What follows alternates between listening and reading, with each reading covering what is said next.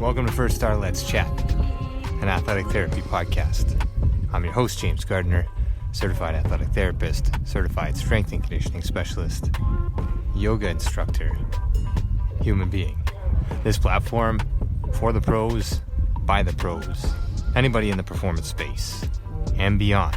Welcome here to share in the stories of professionals, experiences, journeys, learning along the way.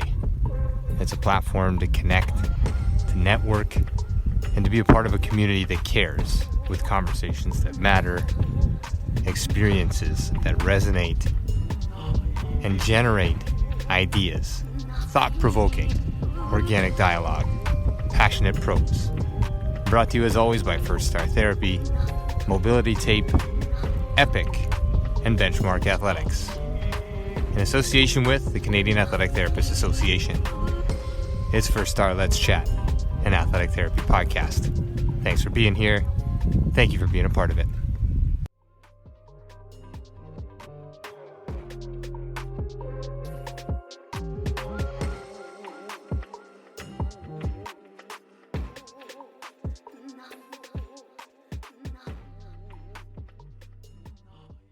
I think I'll do computer, because that seems reasonable for this evening.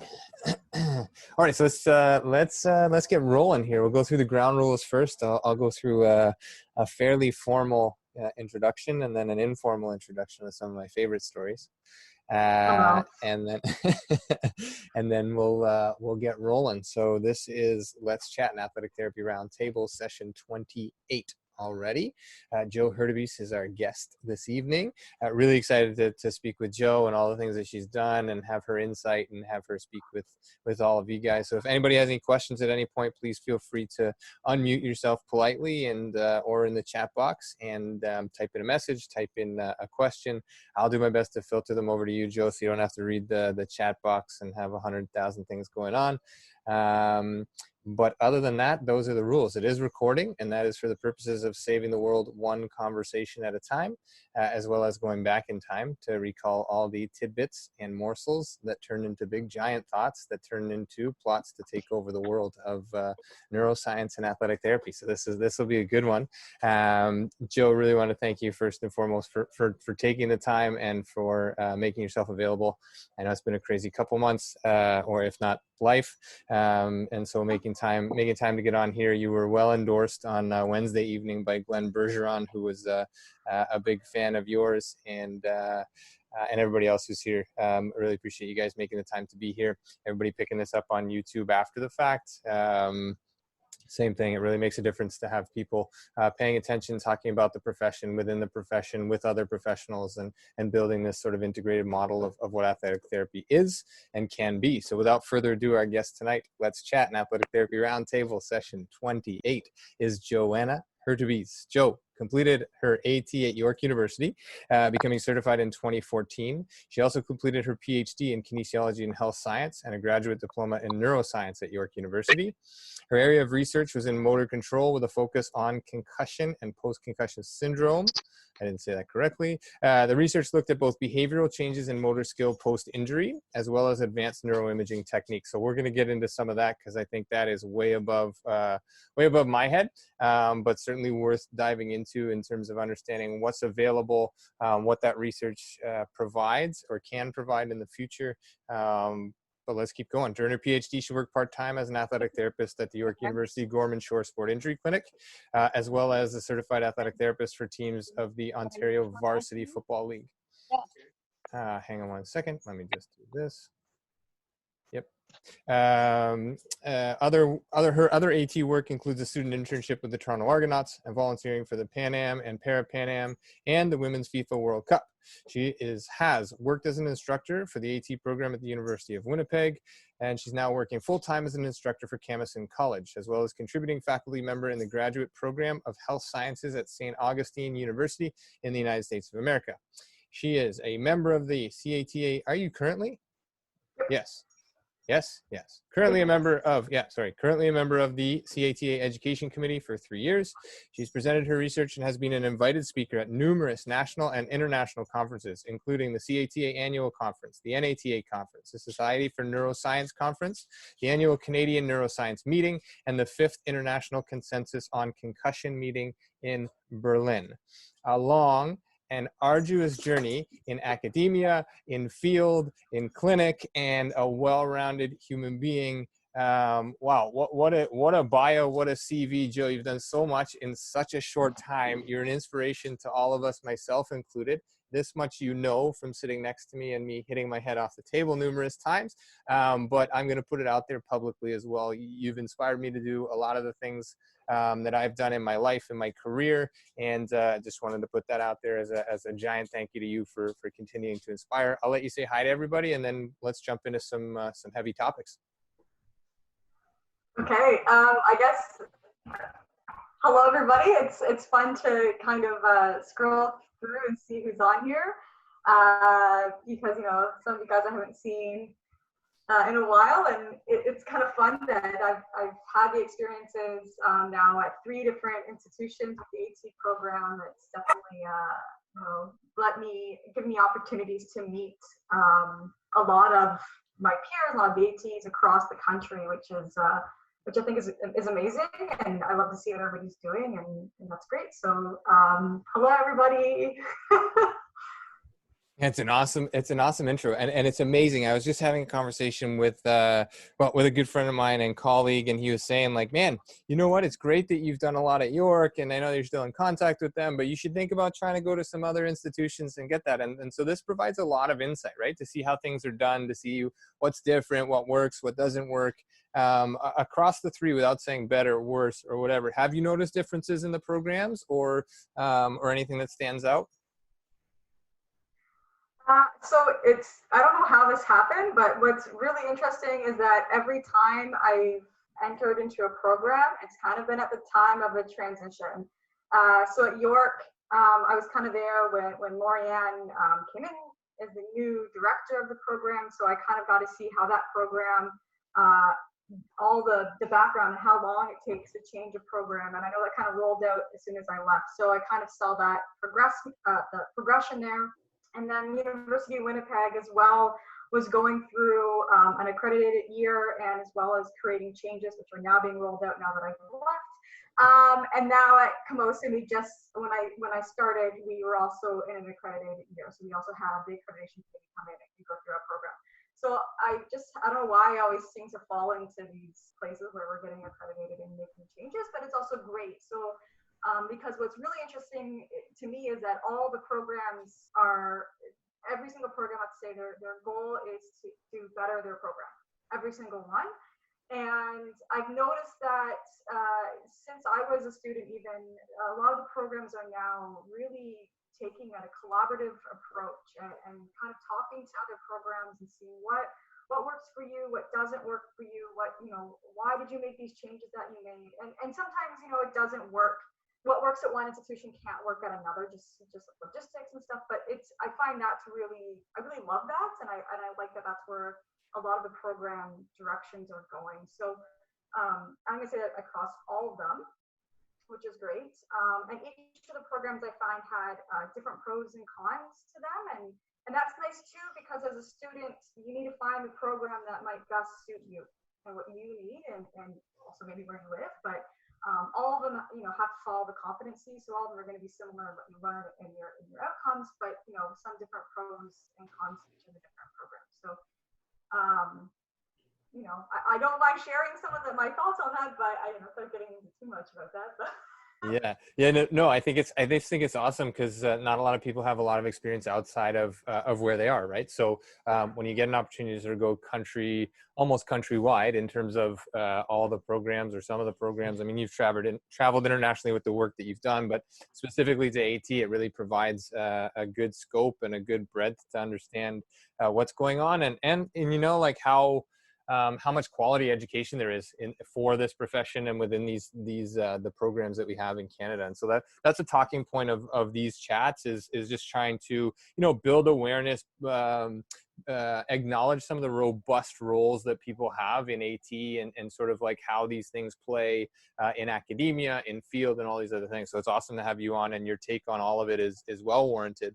And you talk about you talk about sort of timing or coincidental, or you don't know how it works out. Well, it just does. I no longer believe in coincidental timing. Timing is a thing that happens based on how you set yourself up through your immediate actions. And then when you look back in retrospect, you got to a point because you're meant to get to that point. And where things are changing, I think you're a great person to have in a role where things are changing, because you just have so much knowledge and understanding of so many things. You're frozen right now. I'm hoping that we didn't lose you, or it might be me. Hang on one second. Are you there? I'm here. I can hear you. Okay, perfect. I don't know. You're freezing. Maybe it's my internet. The Canadian internet thing is suffering. But regardless, just your scope of practice and everything that you've done, looking back over your career, did you find this early, or did you find this sort of through your experience in terms of what you wanted to do?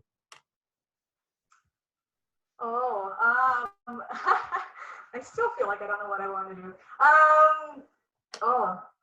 I feel like I fell into this, to be honest. I don't know. You kind of said that things don't happen by coincidence, and I kind of believe that. I tell my students sometimes my story. So if you're a student on here and you've heard this story, I apologize. But when I'm going to go back to high school, and I almost got kicked out of high school, and here I am right now. So I think it's kind of funny, and I think just things just happen. And I did my undergrad in phys ed, and that's when I kind of got introduced to athletic therapy, and decided to kind of pursue this. And I actually originally applied for physio school and got waitlisted, and I always say, like, that was the best thing that's ever happened to me. Because I got into athletic therapy, and I remember doing placements with physios, and it just wasn't for me. I just realized that that would have been completely the wrong path for me, and so I'm really glad that door kind of closed on me, because it was closing for all the right reasons. So I ended up doing the athletic therapy, and I thought at the time, I was like, yeah, might as well just do the master's at the same time. Why not? Right? So I was like, it's a couple letters after my name. Why not? It's offered to me, so let's do it. And I kind of always had a thirst for learning, and I think that my master's opened up that door, and I met some of the right people. So when my PhD was offered to me, I kind of jumped at that opportunity. Again, not really knowing what I was going to do with that, but just realizing that that opportunity was there for me. And if I hated research, I could still work as a clinician, and that would always be there for me. I'm not going to lose my credentials. I'm going to maintain and try to continue to work as an athletic therapist and grow my skill set, but I can do that at the same time while doing research. So my only stipulation when I started my PhD was that I could continue to work as an AT, because I didn't want to lose my skills. Yeah. And that's why I worked part-time during my PhDs. I wanted to make sure that as a new grad, I wasn't stepping away from it completely. Right from the get-go. So again, I just kind of fell in to my PhD, and I loved it, and I really enjoyed it. And which kind of, after I'm done that, I was looking for jobs and kind of fell into work. Something just opened, and here I am. Yeah, no, it's a really nice take on it, to see because I've had guests on here that have talked about not just jumping into your master's because it's the next thing to do, knowing what you want to do and those kinds of things, which I'm a firm believer in as well. But sometimes it is just do the next logical thing, and the next logical thing will follow, and the next logical thing will follow after that. And for somebody in neuroscience, maybe like that's a real thing. Like logic is, I don't know, whatever part of the brain logic is, but then just things happen, and that's kind of a cool way to go about it as well. And it's not, again, it at the time, it kind of feels like you're just kind of doing what happens. But then when you look back at it, everything kind of lined up, and you were in the right place, and you got waitlisted, and all these things. So it's really, really awesome to sort of sit here play host and just listen to people's stories and provide those stories for other people and have other people have access to those, because there are some students who are just coming out or have just finished, or some people who are looking for a transition from doing the same thing they've always done, or trying to spark something new, or whatever the case may be. So hearing different people, and definitely with your background, we'll get into some of the richer stuff in terms of your studies and all the stuff with concussion and all those things. But the career track is always an interesting one. I feel like we could talk about that forever, although we should probably have like a 50 pack of Timbits and some Tim Hortons or something like that, because that was a go-to. And then I'll sit on the chair and you sit on the chair, and we'll just talk for a bunch of time and see what happens in the clinic. Because this is where Joe and I met. Joe and I met in I think when you were a student, maybe, and then I was working at York, and then eventually you transitioned into work at York, and then sort of run the show, and I was just sort of following you around, trying to learn as many things as possible, and away we went. So it was a kind of a nice little thing where you had all these connections on the academic side, and deep and rich resources in terms of that. And maybe you want to go into that in terms of like how you tied that in with AT, like your master's and then your PhD. Just sort of walk us down that road, because that's pretty awesome actually in terms of all the things that you've done. So hi, Mike. Mike with the late entrance. Look at his crazy hair. I had to see Joe. Yeah, so my research and how that tied in. So obviously, and I think everybody knows here, especially even 5 years ago, 5-6 years ago, one of my biggest frustrations was always concussion, right? Athletes are always like, why don't you guys know anything, right? Like, it's kind of like, we're kind of like, I don't know, you pull you out. So I always felt like that was just the one injury that really, I guess, annoyed me, that I couldn't really answer. Like, I don't know how long you're going to be out for. I don't know anything. And then so in my master's, just to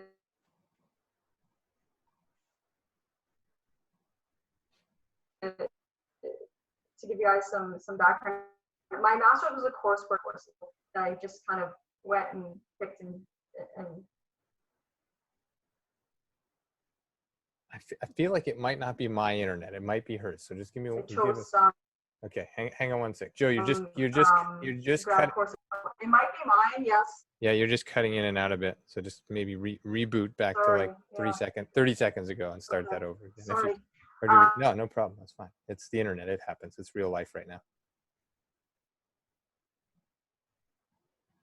And then she's frozen, but she looks really. I don't know why it shows full bars.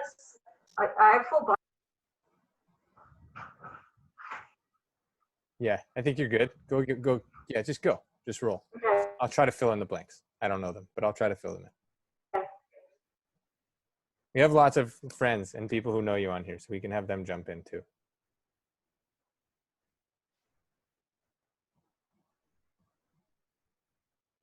Nope, not happening.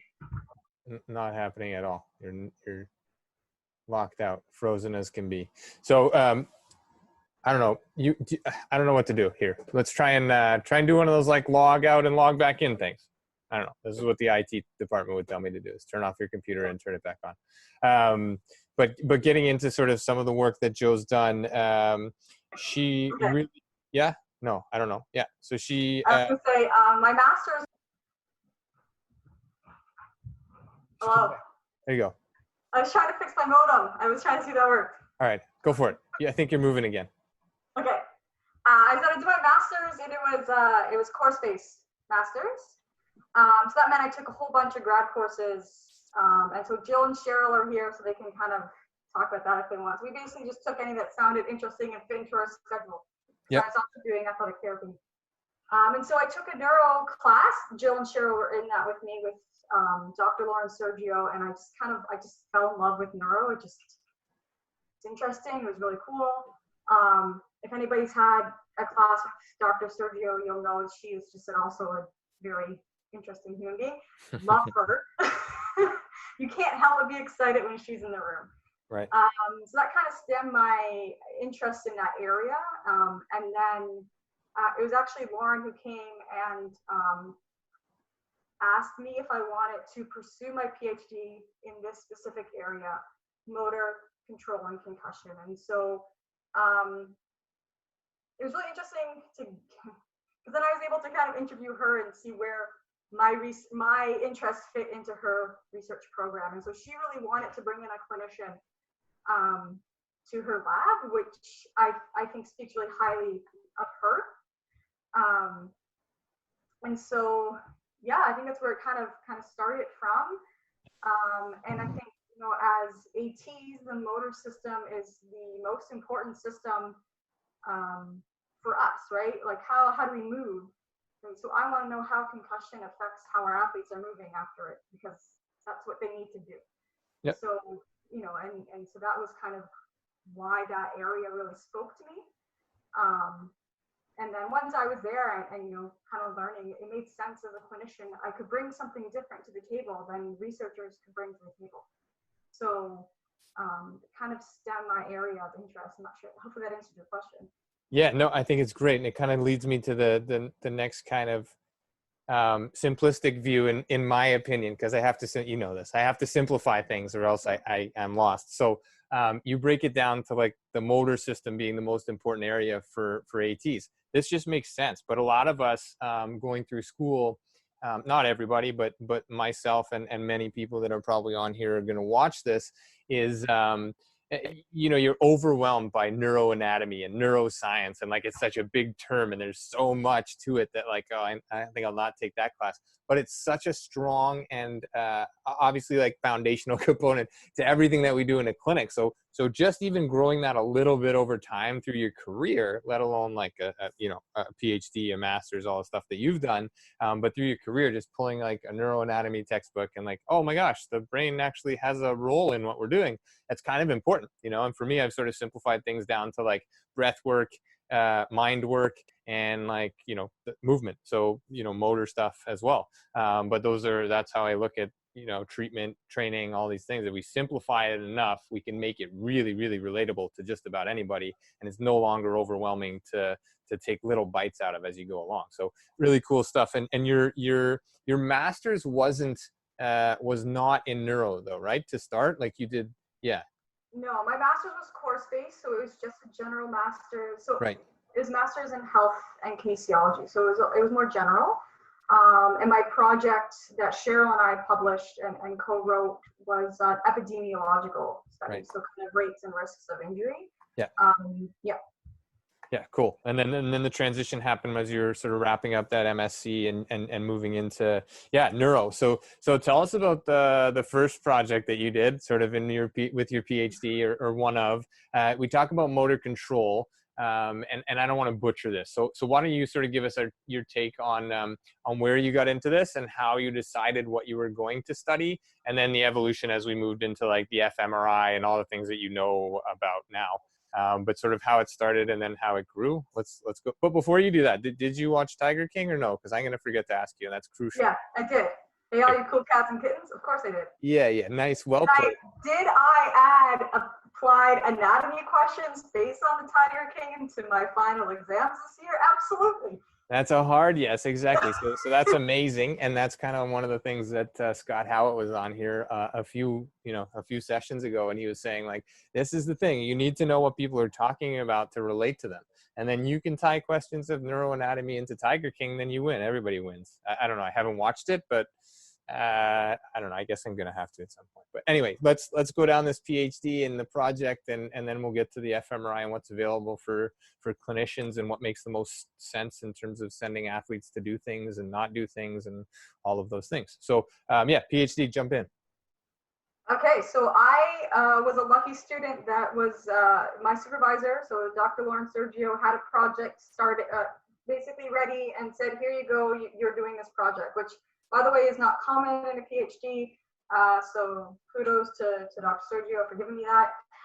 And my first project, probably, most people think it's probably one of the coolest projects. So I was looking at elite level athletes. So my connection with the Toronto Argos helped because I actually established collecting data from the Toronto Argos, as well as Lauren had already established connections. So the NHL draft, prospect draft, used to be held in Toronto. So Lauren was the neuroscientist that was brought in every year to that draft, and she actually collected all their data, and it actually impacted people who got drafted. So she had all these really cool tools in looking at like reaction time and all these things. So I had a snapshot of that. So I actually collected data from the NHL draft prospects. So we had data collected for about 3 years. So I only helped collect 1 year, but we had a whole bunch of data collected in the lab, and that's what I analyzed. So in that project, we looked at elite level athletes, and we had them just doing a behavioral task. This is just a task on the computer, testing their motor skill ability on some more advanced tasks, and I can talk about that in a minute, James. But this is just behavioral, and we just basically, asked these athletes if they had a previous history of concussion. And The door opened. It got creepy. Yeah, I know, it got really creepy. There was like a ghost here for a second. I think it was it's really windy, so I think the windows were open. But welcome to the prairies. So yeah, I was able to look at just kind of how a history of concussion. So these athletes were asymptomatic, cleared to play by some of the best doctors in the world. And we were seeing if having a history of concussion impacted their ability to do some of these advanced motor skills. And the answer was, we did see a little, but compared to some of our previous work on like university aged and children, it kind of like as skill level increased, the amount of effect behaviorally from a motor skill was less affected. So basically the big takeaway from that project was that the level of skill of the athlete in front of you will play a huge role in how they're able to perform after sustaining that. Yeah, and super foundational, right? Like there's a lot of research out there, there's a lot of areas, but to understand all of the things that you're studying in that project probably opened your eyes to, possibilities and things like that. And just as you're talking, and I'm sort of like going back through how we know each other and all the things that you did and like all the things that you're doing and have done, not to minimize any of that. The OVFL days where you're like covering football games and you don't have necessarily like, you have medical histories maybe on like a piece of paper or something like that. And then you go and do all this advanced research. And then I'm thinking now, like a lot of the discussion that I'm having on here is very much like, let's look at where we can have the greatest impact as a profession. And professional sports are very cool, and that's great. But there's not a ton of impact there other than like almost retrospective data, because they're at the end of their performance careers. They already know what they're doing, at least in their own minds for some, but they're a little bit resistant to some of the things, some of the changes in training or rehab or whatever it may be. But with regards to concussion and some of the scans and some of the testing that you've done, do you feel that now maybe more than ever, ATs could have a greater role in this realm, as well as like a broader AT realm in amateur sport? Do you feel like that's building? Oh yeah, I think it's building, and I think it's necessary. I don't understand why, if a sport has contact in any way, shape, or form, like the age they start contact, they should have a certified AT. I always say it. Yeah, and so I think maybe really, if you having somebody do contact, you should have someone who's trained in injury management on the field. So we'll take that as your endorsement. So anybody who's going to make a proposal to a contact sport to have AT coverage, I'm going to put you out there, Joe, and just say reach out to Joe for some of the research and some of the data, because if you have some evidence behind why you're making a proposal, other than I need work because I'm an AT and I can't find a job, then have a proposal that's based in sound evidence. We had Katie on a few weeks ago. You and Katie work closely together and continue to be, friends and colleagues and all those good things. But I just think this evidence-based component when you're making proposals to amateur levels goes so far. And so, Joe, I'll put you out there, like reach out to Joe if you're looking for some solid stuff to put behind you when you're submitting. Yeah, it's great to have field coverage, but why? And so what can an AT do? And if you're not aware of it, then you get aware pretty quickly before you do that. So that's great. Yeah. James, but I'll also say that, you can also, maybe not say with a proposal, but sometimes you can touch people on a little bit of a personal level. I remember I was covering a football game and the other field had someone who was not certified. I don't remember what they were. They had done first responder, but that was pretty much their level of expertise. And right. They had an urgent situation occur on the field, and they had to call an ambulance. And I remember, and I don't think we were playing. I think we were waiting for a game to start. And remember turning to parents on my team, and I said, just so you know, that is the first time they've ever boarded a player. It's the first time they've dealt with this.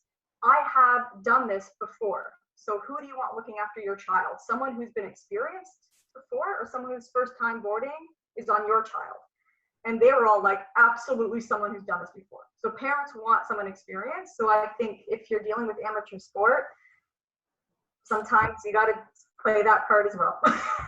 Yeah. And I don't think it's even a card. I just think it's a reality. I just think there's a lot of stuff in amateur sport where AT just hasn't gained a lot of exposure. In the US, definitely, like high schools all have ATCs, if not more than one, depending what state and depending what sports they offer. But in Canada, I think we can certainly make inroads and are starting to. I feel like these conversations are happening more and more regularly, not just here, but outside of here, to really grow knowledge and all that. And so some of the conversations that we had with Glenn Bergeron on Wednesday, some of those little tidbits are just take homes and deliverables right away in terms of what ATs can do and will do. So anyway, not to take away from where we were headed, that's a pun on the head thing, but we're gonna go, because you study brains a lot.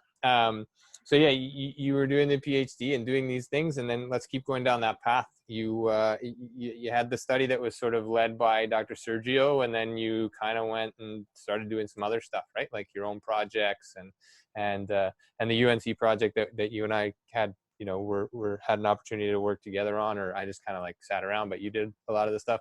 But let's talk about those, because those are really cool projects, and I think everybody on here will be more than willing to listen in on these ones. Yeah, so basically after that first study, we sat in the lab. Just so you guys know how labs work, we sit around we just talk. We have coffee hour, we sit and we chit chat about what we should do. And what do our results mean? Like, what that direction does our research take? And so, in our lab, we kind of said, we have all these behavioral data, but we want to know neurologically, like, what's actually going on in the brain. So we sat there and we said, okay, we have to do some imaging.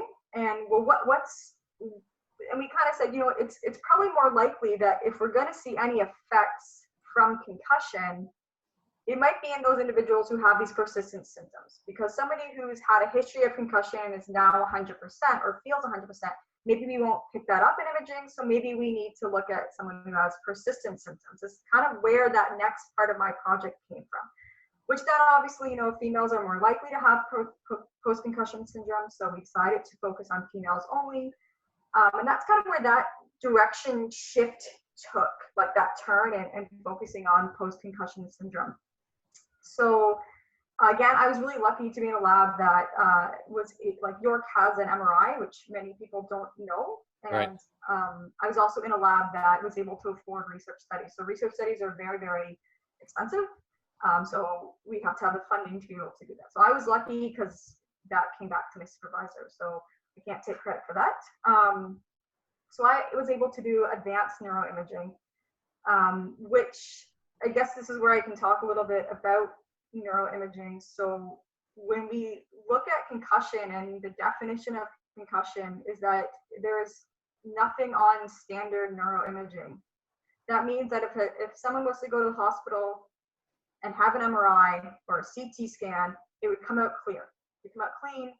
That means there's no brain bleed. There's nothing serious. There's nothing serious going on. So advanced neuroimaging is, we go beyond that, right? We're not doing the standard in the hospital imaging. I'm doing stuff that takes hours and days to analyze, right. that takes hours to be in the scanner for. It's not used in hospitals right now. And so right now, the advanced neuroimaging is not going to be used for diagnostics. It's to understand what's actually happening in the brain. So that's a very clear definition that needs to be put out there, because there is imaging studies that show things, but people need to understand that the imaging studies that are being done are advanced. So they're newer, and they're looking at a lot of different things than just your standard neuroimaging. So I know I just want to bring up, there was that big study that came out, I think last year, about this new blood biomarker for concussions, and that it was, telling people when they have a concussion. That's just actually false. It was the blood biomarker was to tell the doctors when imaging was required or not. Right. And that doesn't mean anything for a concussion, because if imaging is negative, that actually might tell us they have a concussion. That actually doesn't clear anybody of a concussion. So that was really media kind of driven false information that went out into media, and that's a problem with concussion research. So that was actually not correct. So yeah, so I got into imaging. I don't know what you Yeah, no, and I think that's important, right? Obviously, to understand what's in the media and what's actually being done with the articles, and providing, like I've talked about this probably ad nauseum for those that have been here more than one session, because I'll say it every time. It's more about the context than it is about the content, right? Like anybody can put articles out there and skew them a certain way to seem a certain way, but when you gain the full context of it, yeah, this biomarker is not telling you that you have a concussion. That is not what it's doing. So my first real exposure to like just being blown away by research, outside of talking to you and trying to understand what the heck academia was when it came to studying, was the Gefeller Symposium. Like going down to UNC Chapel Hill, and I don't know, maybe you can talk about, because you've been to many more of these, but like in terms of an event or a conference, and Berlin probably too, but like the Gefeller Symposium had experts from all over the world and from every area you could think of, from ingenuity in terms of like design of equipment for concussion reduction, personalized mouth guards, these kinds of things, to Dr. Giza from UCLA, who I think probably published that biomarker, I think, or was an editor on it at least, to everybody who's anybody in the concussion. Are there any other events that you are aware of that you would say are like, if you want to learn more about concussion with everybody in one room at a really cool place, this is it? Other than like, yeah, Berlin probably, right? But yeah, Berlin, but good luck getting into that one. Yeah. And it's also like super expensive. But yeah, so there's a few in the States. So there's that one. And then I know of a couple in Toronto. I'm not sure if they're still happening, but the UHN, the University Health Network, usually puts on quite a few, some that are more rehab focused, some that are more like neuro focused. They usually put on quite a few different symposiums throughout the year. So those are really good ones to attend, especially if you are in that Toronto area. I don't know if any, I'll keep my eyes peeled and ears peeled for ones that are kind of out on the West Coast or in the middle of the province, but I've definitely attended quite a few in Toronto. In Toronto, U of T has a bunch of researchers that are also doing a lot of neuroimaging. So it's usually a pretty good conference or symposium as well. And then Calgary, I don't know if Calgary has, you would think they would. Calgary has a hot spot of some of the top researchers in the world for concussions as well. What's really interesting to me is, I don't know if people know this, Canada has some of the best concussion researchers in the world. Like at the Berlin conference, we always had to go up and say, where we were from. And Canada dominated that conference, to a point where everybody was joking that they were from Canada, because every single person was from Canada. So that made me really proud that, usually the US is thought of as being this research powerhouse, but Canada is huge in the concussion research. So I think that's something from our own country to be proud of. Yeah, and like, I mean, I think that's an area where we can, as ATs as well, sort of puff our chests up and say, like, look, we have highly qualified professionals in Canada. We don't need to go south of the border. South of the border tends to be, and not that it's bad, but south of the border tends to be a lot more bright lights, and big city when it comes to pro sport. And there's just a lot more focus on pro sport. And when there's that much focus and that much money and that much, institutional awareness of what sport is, let's call it that, it gains more headlines, and people gain more headlines if they provide something that's going to impact the NFL, let's say, and so anyway, I think that's a great point. Like in Canada, there are researchers all over the board researchers, practitioners, all these kinds of things. And that's sort of another element of this, is sort of opening our eyes to what's going on up here, and networks that you can have being Canadian that just goes anywhere in the world as well. Like you went to Berlin with a large Canadian contingent, and I'm sure you created a network, if not already had a network, that was global, but grew some awareness as to what athletic therapy is there as well. Just organically, just talking as a Canadian and as an athletic therapist, you do a really nice job of connecting data to, like, sciencey data to reality, right? And that's something that's hard for a lot of science people to do. And that's where, like, strictly science, and we talked about over sciencing things with Katie, and I think was the first time that extremely intelligent terminology was used on here, at least. But over sciencing things, it just makes it far too difficult to navigate for athletes for most of the time, and for therapists, or for me anyway. She says science rules. Of course it rules. Like, it has to be a foundational component of what everybody does. But when it gets too sciencey, so how do you connect the science with the reality? And I think it's innate in you because you have an AT background, right? It's easy for you because you have that. But, like, how do you make that a priority in what you're doing? Yeah, for me, yes, and not every clinician scientist necessarily will, because I think you have to still understand that the basic science is important. If you don't understand it from a basic standpoint, you can't apply it from a research standpoint. So we need to have both, and I think it's important to understand that. But I'm going to tell you a story. James. Yeah, I love stories. This was probably one of my first experiences of realizing what I bring to the table as a clinician. So this is for everybody who's an AT, because I went to this conference every year, and it was the Society for Neuroscience. Tracy used to call it the Neuroscience Conference, which was pretty much very accurate. So this is an international neuroscience conference where neuroscientists in every aspect of neuroscience around the world came. So we could only host it in 3 cities because it was that big. There were about 30,000 neuroscientists in one spot. So if you want to talk about the nerdiest place on earth at certain points in time of the year, just talk to me, I can find it for you. So I was small fish in big pond, right? Like, I'm just a grad student, one of the earlier years of my PhD. Who am I in this huge conference of everybody who has a PhD? I'm nothing. Some of the world's most brilliant people are at this conference. And they had this little, one day they had this like hour chit chat on like a panel about concussion, because there was a lot of people who are neuroscientists that are starting to do concussion research, some of them on rats, some of them on humans. And so they had this little, panel discussion, and they had brought in, I think, what's her name, from like the CTE studies, right, with the brains. And they also had brought in, I forget his name, but he was a ex-professional hockey or NFL player. And he was talking about it. And so he, gave a speech, and he kind of said, I'm not going to talk to you about science, because I'm not the person to talk about science. I'm going to talk to you about life as an athlete.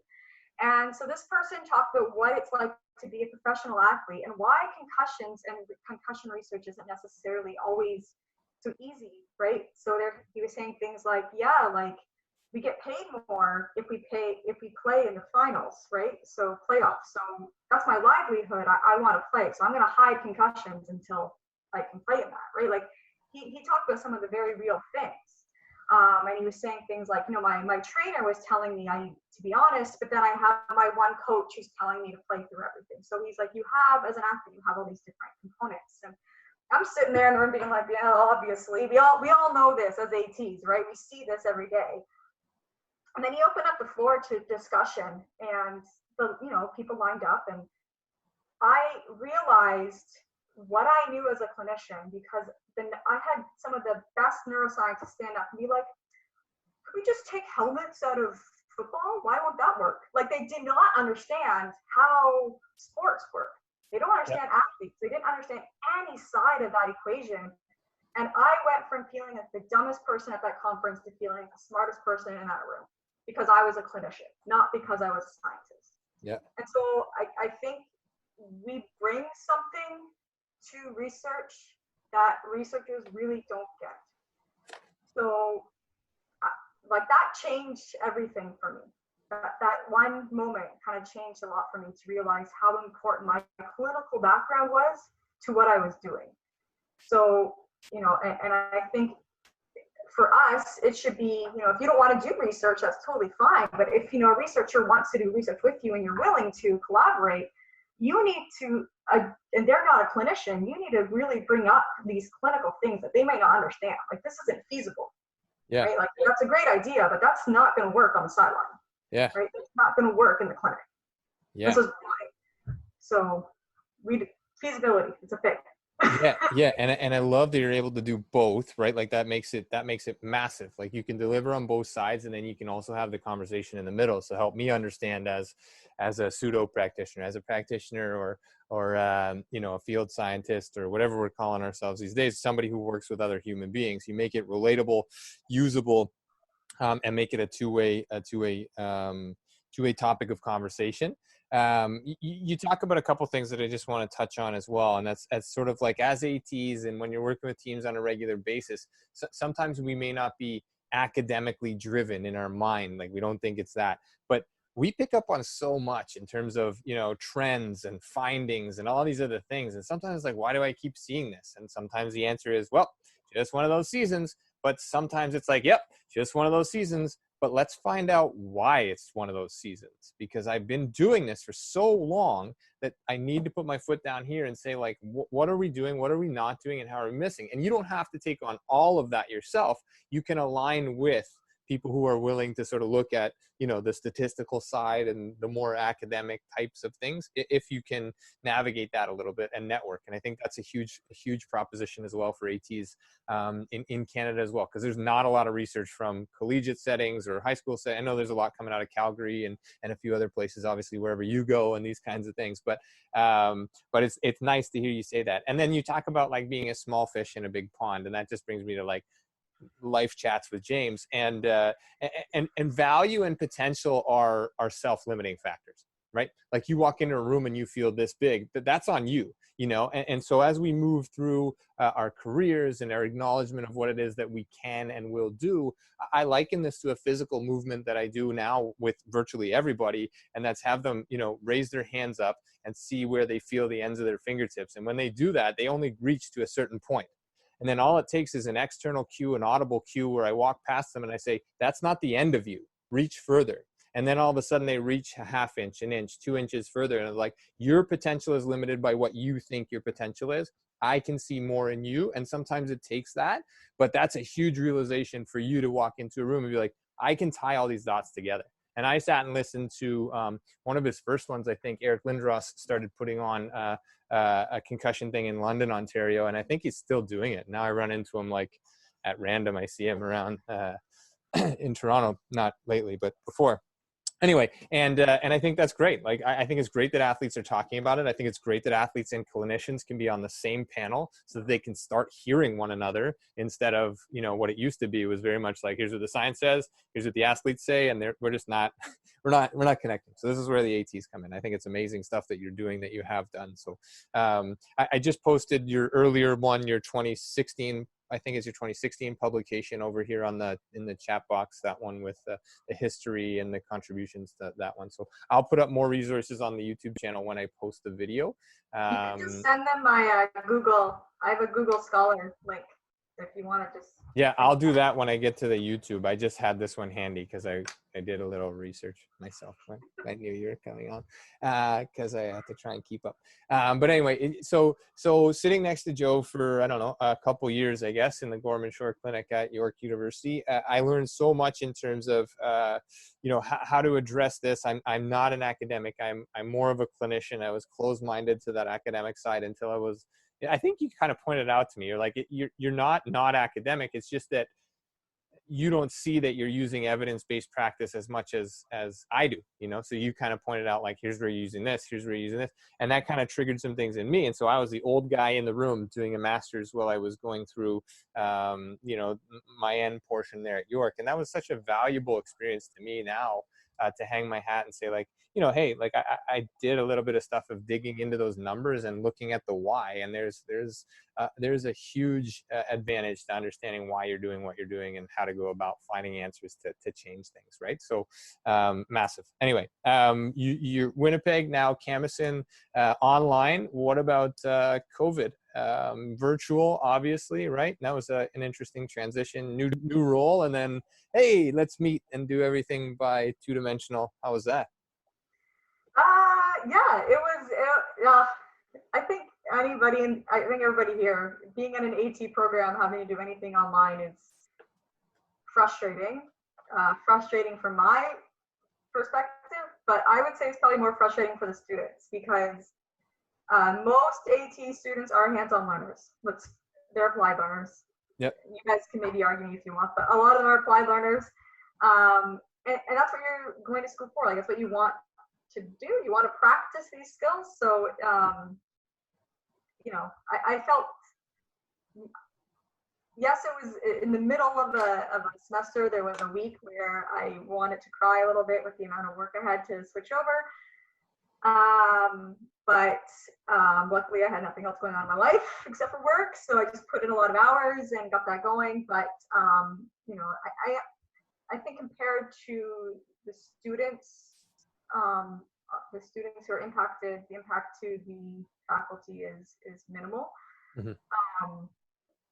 It is frustrating, and I think everybody's frustrated about just the unknown, right? Like, we're trying to plan for the best that we can, with the realization that things might change in an instant, right? So, going forward, I think a lot of institutions are trying to plan for some of it being online, some of it being face-to-face, if possible, but that's all institution driven, and then who knows if that changes next week. So I think the hardest part is being unable. I finally got a full-time job where I got the summer to plan out my courses, and right. then I can't really plan them because everything's going to change. Right. So that part's frustrating, but I hope we can get some sort of new normal, and I'm glad we've had the summer for now. I think the fall will be better than it was in the spring, simply because as faculty we've had time to really see, like, I would never run my courses the way I did, right? Like, I would completely change how I did them. So it gives me the opportunity to change courses and maybe like how I'm examining things, or how much things are worth, or what I'm providing for students.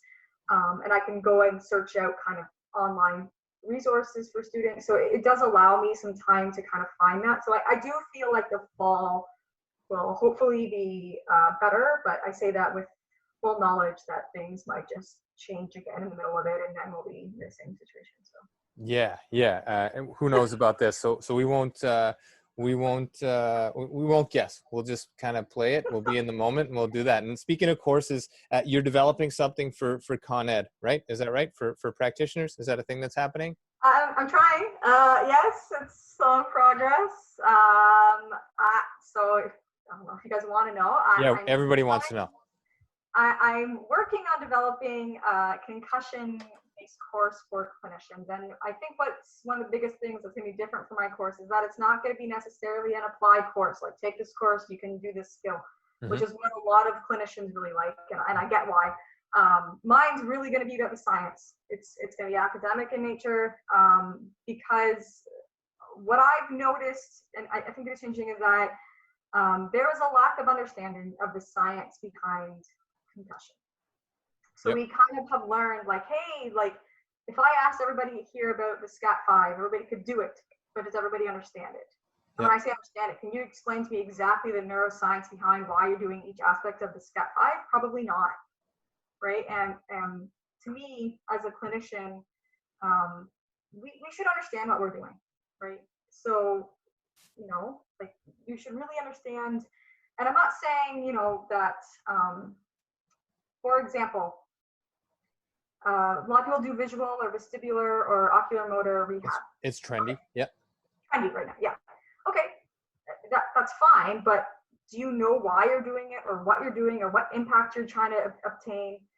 Probably not. And I think it's important to really understand kind of the neuroscience behind that. So when it's not working or it is working or what's going on, you can actually educate your patient, because educating your patients is going to make a huge difference in their recovery.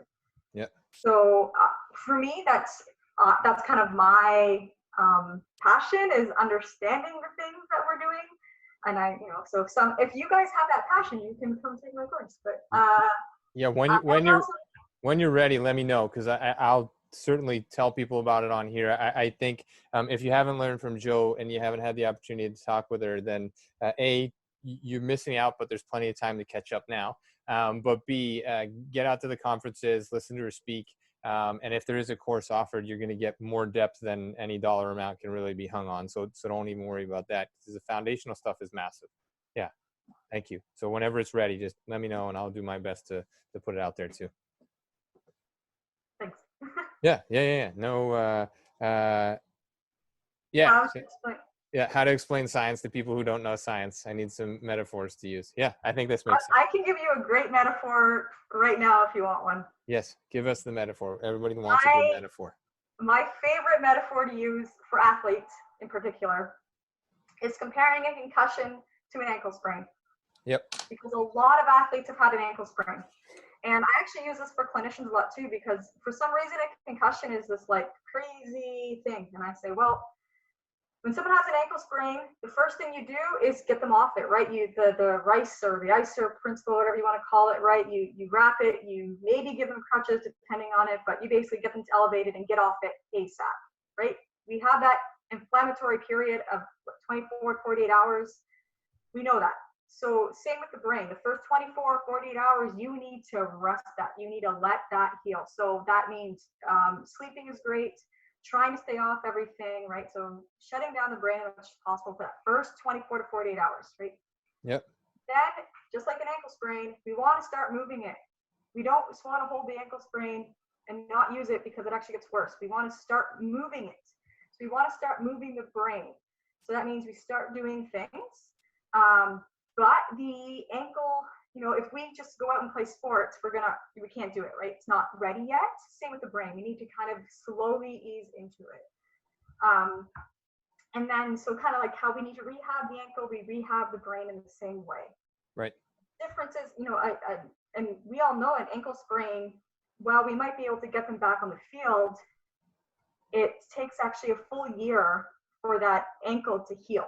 Right, that ligament to heal, and even then it heals with scar tissue. It's not healing with ligament. So even though I might be able to get you on that field, you are still at increased risk for another concussion because you're not fully 100%, and you might never get back to fully 100%. So that's how I kind of explain it to athletes, is I really relate it back to ankle injury, and they tend to understand ankle injuries, so they tend to be like, oh, okay, that makes sense. Yeah, that's one thing that I always felt like about concussion. I was like, why is everybody scared of these things? Like, I understand that the long-term effects, that's reasonable to understand, but not necessarily to be afraid of. It's that we get so far down the road without knowing, and then we're doing a retrospective look at like all the things that we did while that brain wasn't healed. That's the problem. It's not the concussion itself. It's the things that, like, during the healing process, is like, you just had your ACL done. Yeah, you're not blowing it out at month 3, but you're pretty strong. Like, go back and play. The ACL graft may hold. It may not, but like 5 years down the road, 7 years down the road, that knee probably needs to be, a total replacement, whatever, those kinds of things. And it's not, it is the same, but it's not the same, right? Because the brain tissue is obviously in like the integrated nature of the brain and all the systems that the brain is responsible for. But I think that's a great analogy. And I actually think that Katie, not surprisingly, Katie and I talked about that as well when she was on, is just kind of like, we don't need to be scared of these, but we certainly need to be informed. And so that's another huge reason that you should take courses with people like Jo, with people like Katie, who are offering stuff on this. And so your course with your breakout session at the CATA conference in 2019 was so dynamic between the two of you, but so dynamic just to like stand up and have people who weren't concussed. They might have been heavily hungover, which may mimic each other, but stand up and do some balance work and do some pretty simplistic tasks, and then say, okay, and then the takeaway for me was like, we're having people who are concussed or recovering from concussion do all these monkey tests that don't necessarily even, they're just kind of trendy. And it's like the people who are walking around and doing handstands. Have you noticed this on Instagram? Like they're doing handstands that are very trendy, but you have to have like a 9-pack and you have to have your shirt off and you have to have like perfect lighting. Like that's the only way you can do a handstand, I think, because that's the only way I've seen it done on the interwebs. But you're right. I can't do one. Yeah, but you don't need to. What's the point? Like, let's think about what the point is. It's like juggling as part of a concussion rehab when, I don't know, let's not use that analogy because juggling might be a thing that we can use. But anyway, I think that's great. It simplifies it for me. It's certainly an analogy that practitioners can use, but use with caution, I think is the other edge of that, is that we can't simply say, oh yeah, you just got a concussion, don't worry about it. Like it'll be like, we'll give it a timeline and you'll be back. It's not. It's a little bit more individualized than most injuries physiologically, right? So yeah, interesting stuff. Some of the new developments with concussion, right, from Berlin to Berlin, the days of a standard concussion resolution of symptoms changed, right? It went from 7 to 10 to 7 to, or 10 to 14, right, in the last one. Yeah, any other updates? I mean, it was a couple years ago now, but like anything that you want to give us in terms of concussion and things that people should be on the lookout for, or, common misnomers or anything? I don't know, just tips off the top of your head. And anybody's got questions, feel free to type them in. We're getting past an hour here. That's hard because sometimes things to me, I've looked at it for so much that it's just, of course, who doesn't know this? But that's sometimes ignorant of me because I know it because I stare at it for a day, like 8 hours a day. I don't know. I think ATs in general are more informed than people think. Yep. So I think don't discredit your clinical ability or clinical knowledge. That's one of the biggest things. I don't know. I don't know what else to. I guess the one of the biggest things I guess that came out of Berlin that was related to my research and coming back to what you're saying, mm-hmm. is that they've kind of realized now that signs and symptoms, and maybe Katie talked about this, is clinical recovery. That does not mean that their brain is healed. Right? Just because they feel better does not mean that they should be able to be contact. Right. And my feeling, and this isn't necessarily proven, this is what I'm pushing for, and it was kind of discussed, and I think research will show this, is that if I could start their return to play earlier, which now is recommended, right, to get them doing activity right away, right, 24 to 48 hours later, mm-hmm. I want to start them on activity sooner. But what we aren't doing as clinicians is that stage 3, stage 4 of that return to play, where it's complex movements. I think that's kind of glossed over a lot by clinicians, where it's like, yeah, do what you can in practice. No, they should be able to do, if their practice is 2 hours, they should be able to do 2 hours worth of high intensity exercise that requires cognition. If they can't do 2 hours worth of practice because their practice is all contact, then you didn't do that stage. So right. You need to make sure you do it.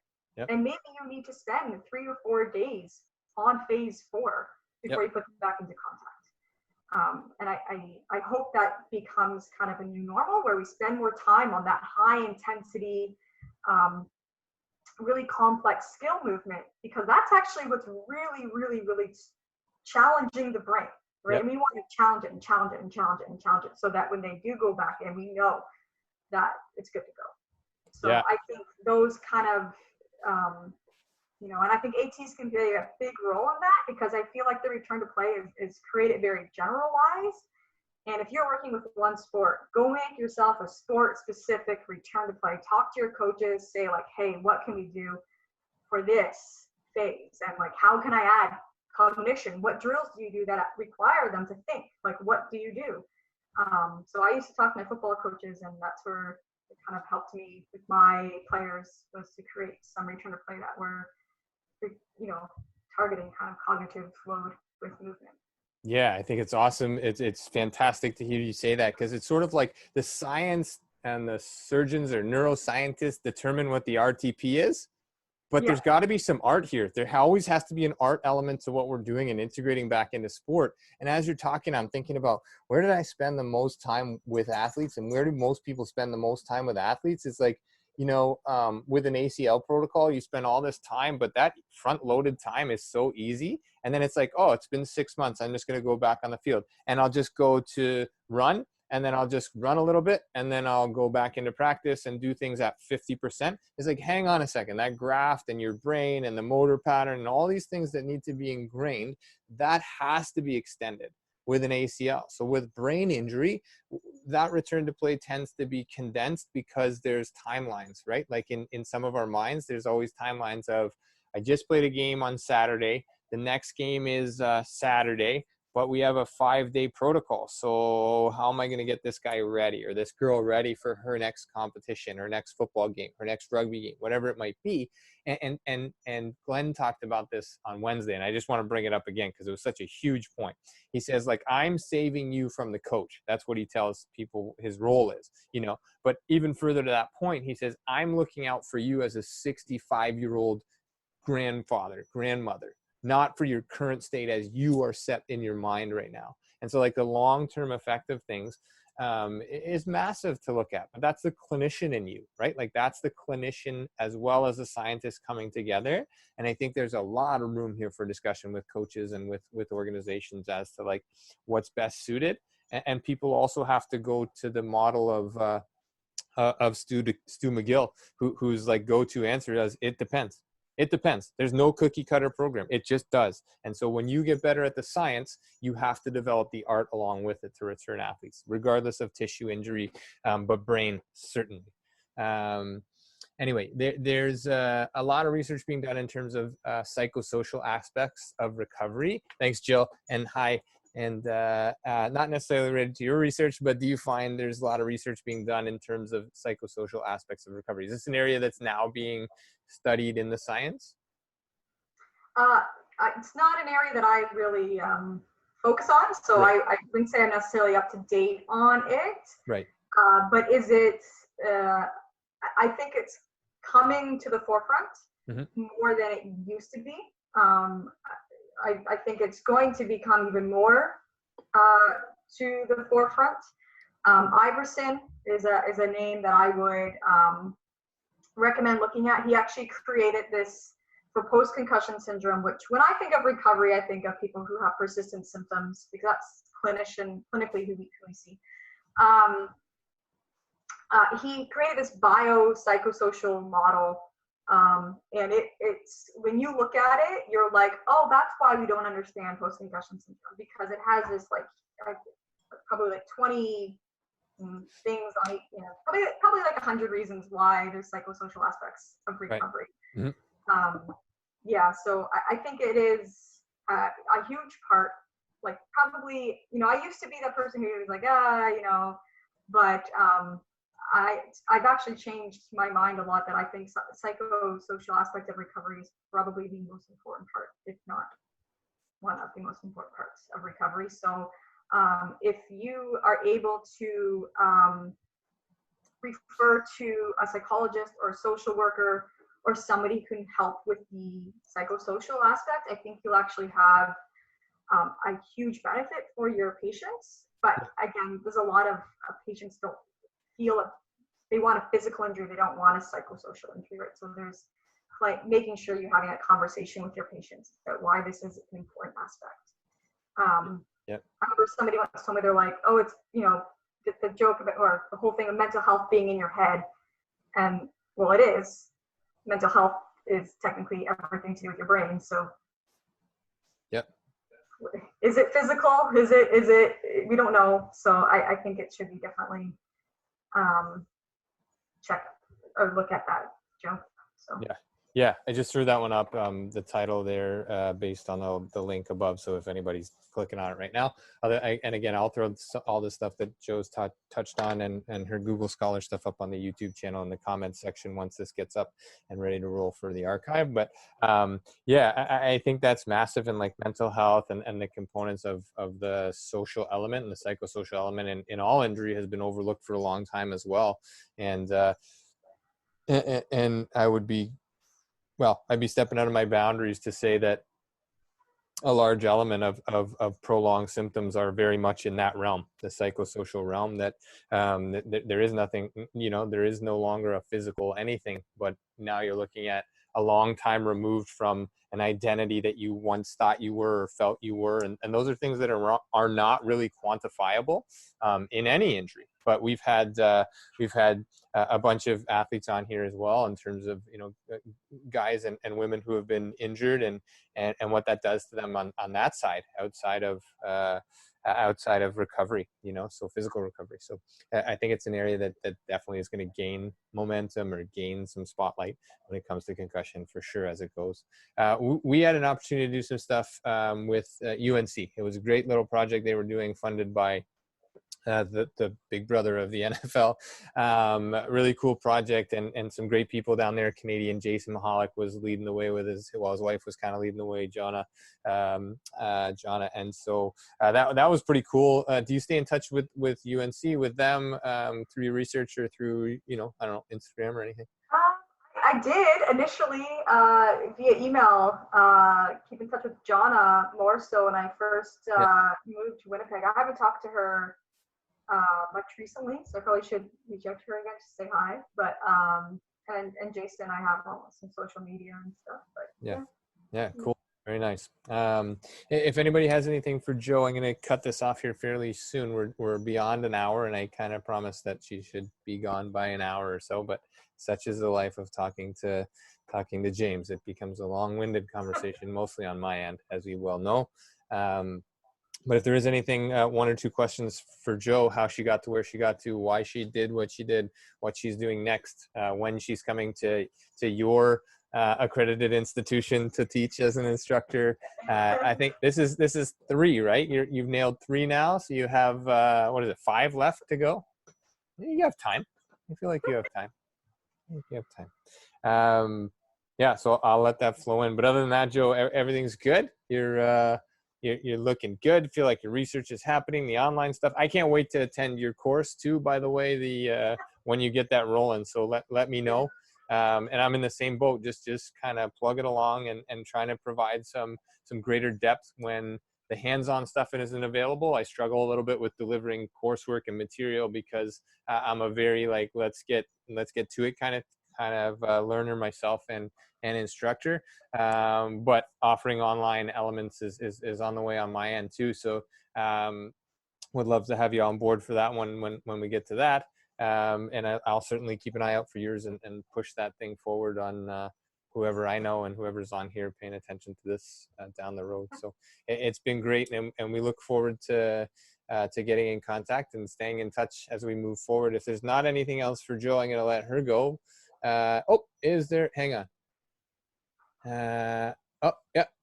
Just a whole bunch of thank yous and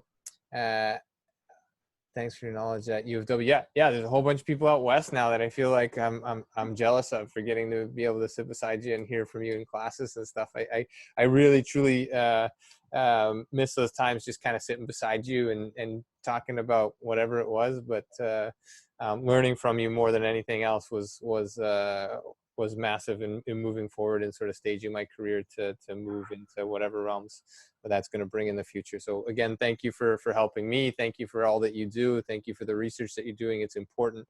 And for tying those things together, the research and the practical. I think that's when we have people like you in our profession, it just really enhances everything that we're doing, that we can do, opens our eyes to different streams, different avenues. So thank you so much for all of that and for your time this evening.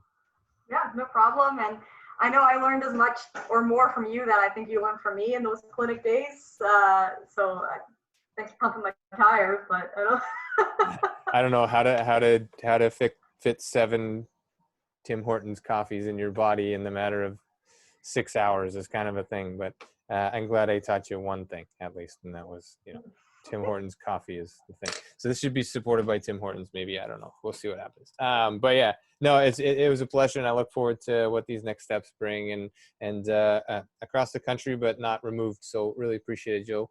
Thank you so much. This has been great. Yeah. This has been Let's Chat, an athletic therapy roundtable session 28.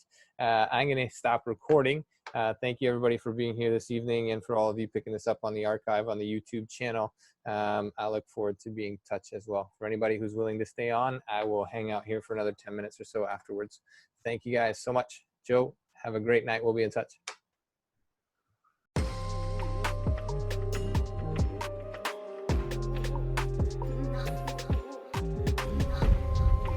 Thanks again for being here. Thanks for listening. Thanks for being a part of this community. Check us out online, firststartherapy.com. That's FIRSTAR therapy.com. Or email us with feedback, consult@firststartherapy.com. CONSULT@firststartherapy.com. On Instagram @firststar.therapy, and our podcast host @letschat.at. This is First Star Let's Chat, an athletic therapy podcast.